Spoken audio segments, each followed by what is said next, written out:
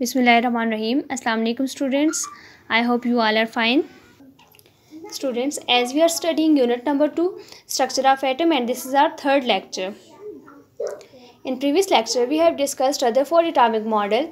In this lecture, we will discuss a new model, but before going to today's topic, we will discuss some points from the previous lecture. Students, as Rutherford presented his model in 1911, although his model were very successful, but there were some defects in the Rutherford atomic model, and on the basis of their defects, his model were rejected. Some of the defects are, students, the first one defect is, according to the classical theory or according to the Maxwell theory, electron is a charged body which revolves around the nucleus. Electron is a charged body which revolves around the nucleus. As you know, electron having negative charge, and it should emit energy continuously. The electron will move on the circular path. Ultimately, they fall down in a nucleus. Okay, students, first defect ये था according to the Maxwell theory or the classical theory कि electron is a charge particle. Electron एक charge particle है जो कि continuously revolve करे, और continuous revolution के बाद इलेक्ट्रॉन जो है वो एनर्जी रेडिएट करेगा, और इसके बाद इलेक्ट्रॉन जो है वो न्यूक्लियस में फॉल करेगा. ठीक है, but this for the big defect, क्योंकि ऐसा एक्चुअल में नहीं होता, क्योंकि इलेक्ट्रॉन जो है वो एक फिक्स सर्कुलर पाथ में रिवॉल्व करता है और ये कभी भी न्यूक्लियस में फॉल नहीं करेगा. ठीक है, so this were the first defect of Rutherford atomic model. And the second one defect is, if electron radiate energy continuously, कि जैसा मैक्सवेल थ्योरी या क्लासिकल थ्योरी या रदरफोर्ड के मुताबिक है कि अगर इलेक्ट्रॉन कॉन्टीन्यूसली जो है एनर्जी को इमिट करता है या रेडिएट करता है, तो इसके बाद इलेक्ट्रॉन जो है वो कॉन्टीन्यूस स्पेक्ट्रम देता है. ठीक है, इलेक्ट्रॉन को रेवोल्यूशन के बाद कॉन्टीन्यूस स्पेक्ट्रम देते हैं, लेकिन इन एक्चुअल इलेक्ट्रॉन जो है वो एक फिक्स पाथ में रेवोल्यूट करता है या रेवोल्यूशन देता है, और इसके बाद इसका लाइन स्पेक्ट्रम ये शो करता है, ना कि continuous spectrum. So students, these were two main defects. On the basis of these defects, the theory of Rutherford were rejected. Now in this lecture we will discuss about a new topic, Neal-Bohr atomic model. In 1913, Neal-Bohr presented a new atomic theory to overcome the defects of Rutherford atomic model. Students, जो Rutherford atomic model में defects थे, उन defects को overcome करने के लिए नील Bohr ने 1913 में एक एटॉमिक मॉडल पेश किया. Students, what were the aim of this theory? The aim of Niels Bohr's atomic model theory was to remove the defects of Rutherford atomic model. जैसा कि हमने बात की थी रदरफोर्ड एटॉमिक मॉडल के डिफेक्ट्स की, तो नील बोहर ने थ्योरी पेश ही इस वजह से की to remove the defects of Rutherford atomic model. And the second one purpose is to give us new information about atom. Now students, what were the base of this theory? So the base of this theory was an another theory that is presented by a scientist, Max Planck. The base were Planck's quantum theory. Now students, what were the Planck's quantum theory? The quantum theory presented by a scientist named as Max Planck. He says in his theory that energy of a light is depend on its frequency. Energy of a light is depend on its frequency. This is a mu. Mu represents the frequency of light. So, as the frequency of light is greater, then energy of light will also greater. Or as we can say, the energy of light is greater, then frequency of light will be also greater. So, this theory was presented by Planck. Students, हम यहाँ पर proportionality के sign को remove करेंगे by the Planck's constant, ठीक है।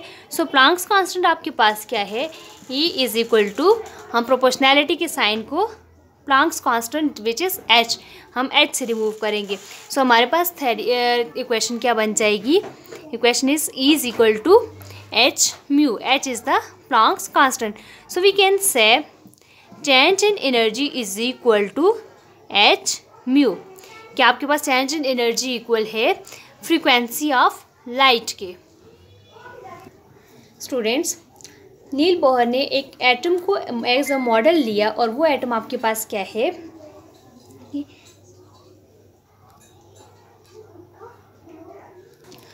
Hydrogen atom. He take hydrogen atom as a model, as hydrogen atom having a tiny nucleus and in an orbit electron revolve in a circular path। एक hydrogen atom को नील Bohr ने standard atom लिया जिसमें उसने कहा कि hydrogen atom having a tiny nucleus and having a electron which revolve in a circular path. और इस एटम का रेडियस जो है उसको नील बोहर ने कहा कि this atom having a radius R. So इस हाइड्रोजन एटम को जहाँ पर आपके पास सिर्फ एक इलेक्ट्रॉन और एक प्रोटॉन मौजूद है, इसको नील बोहर ने स्टैंडर्ड एटम या फिर मॉडल एटम लिया। Students, there are some postulates are main points of Niels Bohr atomic model, so let's discuss one by one. Students, the first one postulate is revolution of electron। The negative charge electron, as you know, electron having a negative charge and nucleus having positive charge. So the negative charge electron revolve, this is a nucleus of an atom, so negative charge electron revolve around the positive charge nucleus in a certain fixed circular path, and this circular path is known as shell, या फिर हम इसको energy level या फिर orbit भी कह सकते हैं, ठीक है। कि ये आपके पास इलेक्ट्रॉन जो है वो न्यूक्लियस के गिर्द एक फिक्स सर्कुलर वे में रेवोल्यूशन कर रहा है, और इस फिक्स पाथ को हम क्या कह सकते हैं, शेल या फिर एनर्जी लेवल, या फिर इसको हम कहेंगे ऑर्बिटल्स या orbits. Students, the next one point is energy of orbit. हमने बात की कि जहाँ पर आपके पास इस शेल के अंदर इलेक्ट्रॉन रिवॉल्व कर रहे हैं उसको शेल या एनर्जी लेवल या फिर हम ऑर्बिट कहते हैं। तो इसी शेल की एनर्जी की हम बात करते हैं कि इसकी एनर्जी क्या है। तो आपके पास इसकी एनर्जी जो है, इस शेल की एनर्जी आपके पास फिक्स्ड या फिर क्वांटाइज्ड एनर्जी होती है। Each energy level having quantized energy, कि इनकी फिक्स्ड एनर्जी होती है। फॉर एग्ज़ाम्पल, हम एज्यूम करते हैं कि इस शेल की आपके पास एनर्जी है 10 किलो जूल पर मोल। तो यहाँ पर एंटर होने वाले हर इलेक्ट्रॉन की एनर्जी 10 किलो जूल पर मोल ही होगी। हाँ, अगर 10 किलो जूल पर मोल से कम एनर्जी है तो ये इनर शेल में ऐड होगा, या अगर 10 किलो जूल पर मोल से ज़्यादा एनर्जी है तो ये इससे अबव एनर्जी लेवल में ऐड होगा, बल्कि लेकिन इस एनर्जी लेवल में इलेक्ट्रॉन ऑक्युपाई नहीं कर सकता, कि इसलिए कि हर एनर्जी लेवल की क्वांटाइज्ड एनर्जी होती है, यानी कि फिक्स्ड एनर्जी होती है। इन दिस शेल जो भी यहाँ पर इलेक्ट्रॉन प्रेजेंट होंगे, ये इलेक्ट्रॉन ना तो एनर्जी को एब्जॉर्ब करेंगे ना ही एनर्जी को इमिट करेंगे। जब तक कि इलेक्ट्रॉन इस शेल में रहेगा, इसकी एनर्जी जो है वो फिक्स्ड होगी, दैट इज़ क्वांटाइज्ड एनर्जी। हाँ, अगर इलेक्ट्रॉन जो है अबव शेल में जंप करता है तो ये एनर्जी को एब्जॉर्ब करेगा, या बिलो शेल में आता है तो ये एनर्जी को रिलीज़ करेगा। And student, one thing more, the energy of the electron in an orbit is directly proportional to its distance from the nucleus। कि आपके पास शेल या इलेक्ट्रॉन की एनर्जी जो है वो डायरेक्ट रिलेट कर रही है डिस्टेंस से, कि जितना न्यूक्लियस से आउटर शेल का डिस्टेंस होगा उतनी ही आपके पास एनर्जी जो है कम या ज़्यादा होगी। अगर आपके पास डिस्टेंस कम है तो एनर्जी कम होगी। फॉर एग्जांपल पहले शेल में एनर्जी 5 किलो जूल पर मोल होगी, नेक्स्ट शेल में एनर्जी 10 किलो जूल होगी और नेक्स्ट में एनर्जी 15 किलो जूल होगी। ठीक है, सो एनर्जी जो है डिपेंड करती है डिस्टेंस पे। Students, the next one postulate is absorption or emission of energy। क्या है आपके पास एनर्जी एब्जॉर्ब कब होगी और रिलीज़ कब होगी। अब आपके पास उसी तरह से हम जाएंगे एटॉमिक स्ट्रक्चर पे। तो आपके पास ये इलेक्ट्रॉन है, ठीक है, और ये आपके पास इलेक्ट्रॉनिक शेल्स मौजूद है। हमने 3 शेल की बात की, ठीक है।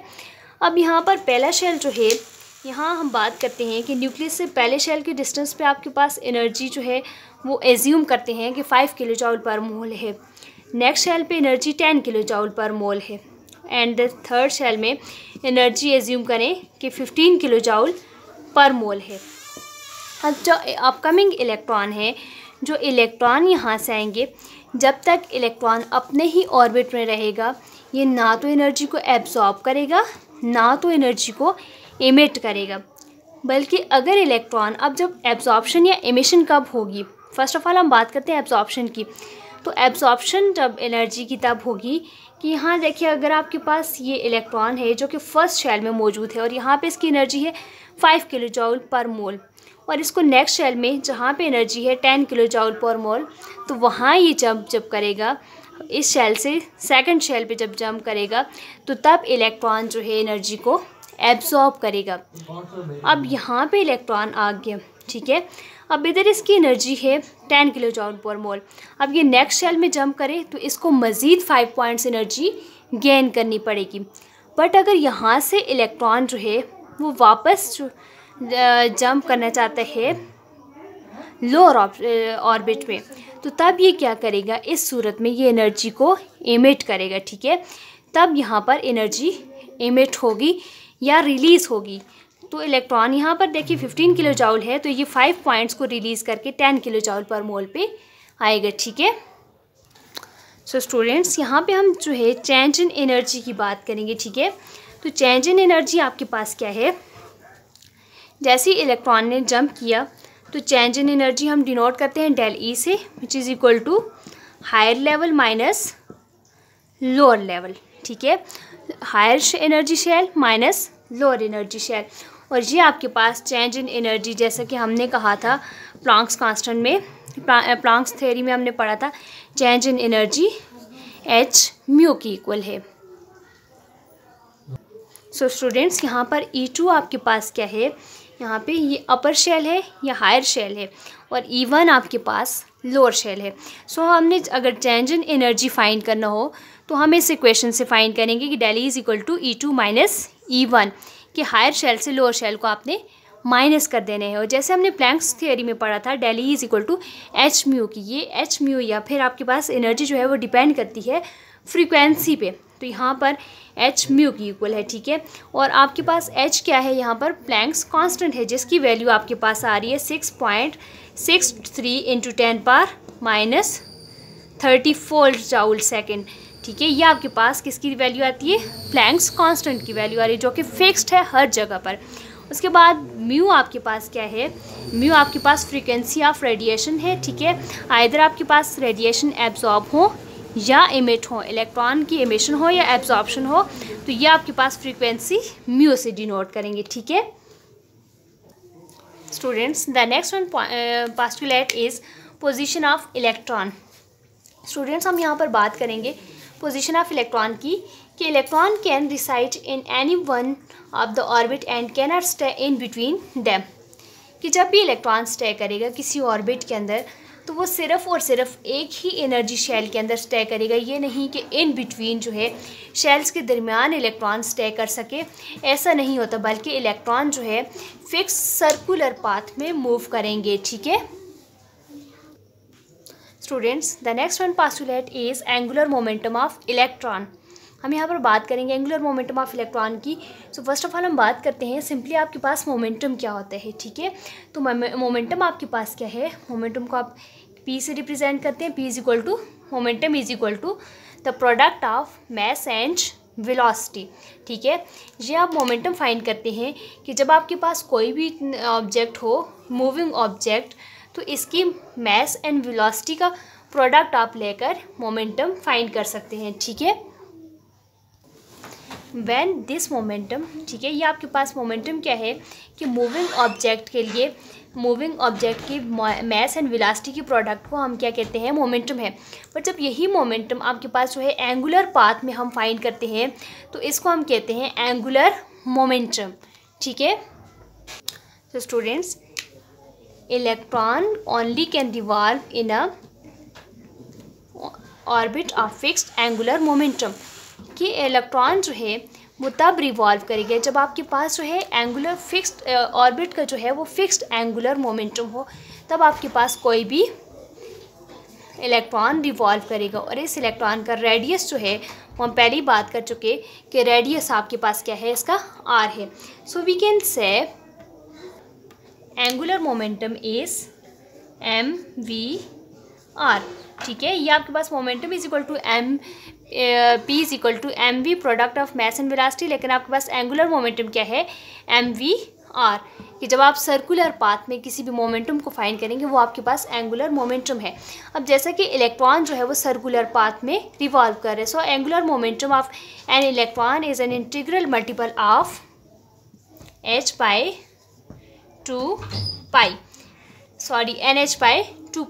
ठीक है, अब आपके पास nh/2π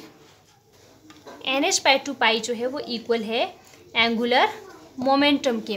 फिर हम बात करेंगे यहाँ पर कि n आपके पास क्या है, तो n इज जो है वो नंबर ऑफ शेल है, आइदर 1 2 3, या फिर नील बोहर ने इन शेल्स को डिस्क्राइब किया है KLM KLMN अप टू सॉन। ठीक है, कि नील बोहर ने इन शेल्स को इस तरह से रिप्रेजेंट किया। उसके बाद h आपके पास क्या है, h प्लैंक्स कांस्टेंट है, जिसकी वैल्यू आपके पास आती है 6.63 इंटू 10⁻³ जूल सेकेंड।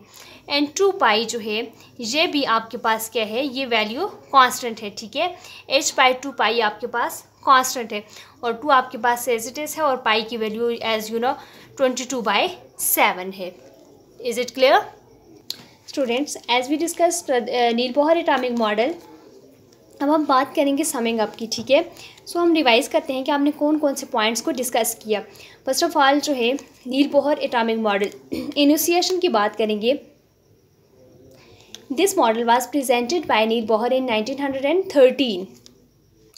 अब स्टूडेंट्स, इस मॉडल को प्रेजेंट करने के लिए students, base of this theory, ये थ्योरी दो चीज़ों पर बेस करती है। ठीक है, फर्स्ट ऑफ ऑल तो नील बोहर ने एक स्टैंडर्ड एटम या मॉडल एटम दी है, जिसको हम कहते हैं कि हाइड्रोजन एटम को प्लैंक्स नील बोहर ने स्टैंडर्ड एटम लिया, जहाँ पर आपके पास एक पॉजिटिव चार्ज सेंटर है, न्यूक्लियस एंड एक ही इलेक्ट्रॉन आपके पास मौजूद है। उसके बाद हम बात करेंगे प्लैंक्स क्वांटम थ्योरी की। ठीक है, कि इस नील बोहर की थ्योरी की सबसे बड़ी जो बेस है वो प्लैंक्स क्वांटम थ्योरी है। ठीक है, इसमें यहाँ पर प्लैंक्स क्वांटम थ्योरी ये कहती है कि आपके पास एनर्जी ऑफ लाइट जो है वो डायरेक्टली रिलेशन में है फ्रीक्वेंसी ऑफ लाइट की। अगर फ्रीक्वेंसी ऑफ लाइट इंक्रीज़ होती है तो energy of light automatically increase होगी। ठीक है, और इस रिलेशन को हमने इक्वेट किया था म्यू एच के साथ। ठीक है, प्रोपोर्शनैलिटी कांस्टेंट को हमने रिमूव किया एच के साथ। ठीक है, उसके बाद हमने बात की कुछ पास्टुलेट्स की कि नील बोहर एटॉमिक मॉडल के कुछ पास्टुलेट्स थे। ठीक है, फर्स्ट ऑफ ऑल हमने पास्टुलेट की बात की कि रेवोल्यूशन ऑफ इलेक्ट्रॉन जो है वो फिक्स्ड ऑर्बिट में रिवॉल्व करते हैं, जिसको हमने शेल का नाम दिया। ठीक है, अब उस शेल में जितने भी इलेक्ट्रॉन एग्जिस्ट करेंगे, ठीक है, ये जितने भी इलेक्ट्रॉन इस शेल में एग्जिस्ट करेंगे वो इलेक्ट्रॉन क्वांटाइज्ड एनर्जी के साथ होंगी। इन इलेक्ट्रॉन्स की एनर्जी फिक्स होगी। ठीक है, अगर तो ये इलेक्ट्रॉन अपर शेल में जंप करते हैं तो ये एनर्जी को एब्जॉर्ब करेंगे, अगर तो ये इलेक्ट्रॉन लोअर शेल में जंप करते हैं तो ये एनर्जी को रिलीज़ करेंगे। सो इसी तरह एनर्जी की जो चेंज इन एनर्जी आपके पास इक्वल है E2 - E1 के, which is equal to change in energy आपके पास इक्वल है एच म्यू के। स्टूडेंट्स, इलेक्ट्रॉन रिवॉल्व करेंगे सिर्फ और सिर्फ उस पाथ के अंदर जहाँ पे आपके पास एंगुलर मोमेंटम हो, ठीक है, कॉन्टीन्यूस रेवोल्यूशन हो और रेडियस आपके पास क्या है, रेडियस आर होगा, ठीक है। इसी तरह आपके पास एंगुलर मोमेंटम जो है वो इक्वल है एम वी आर, ठीक है, is equal to n h by 2 pi, ठीक है। अब एम आपके पास क्या है, एम आपके पास मैस ऑफ ऑब्जेक्ट है, वी वेलोसिटी है, आर आपके पास रेडियस ऑफ एन एटम है, ठीक है। उसके बाद एन आपके पास नंबर ऑफ शेल्स है, जबकि आपके पास नील बोहर ने इन शेल्स को 1 2 3 का नाम भी दिया, या फिर के एल एम एन। एच आपके पास प्लैंक्स कांस्टेंट है, ठीक है, और 2 पाई भी आपके पास कांस्टेंट है और पाई की वैल्यू 3.14। स्टूडेंट्स, अब आप मूव करेंगे पेज नंबर 45 पे, ठीक है। पेज नंबर 45 से 46 आपके पास यहाँ पर नील बोहर एटॉमिक मॉडल है। यहाँ से आपने मैक्सिमम 12 MCQs बनाने हैं, ठीक है।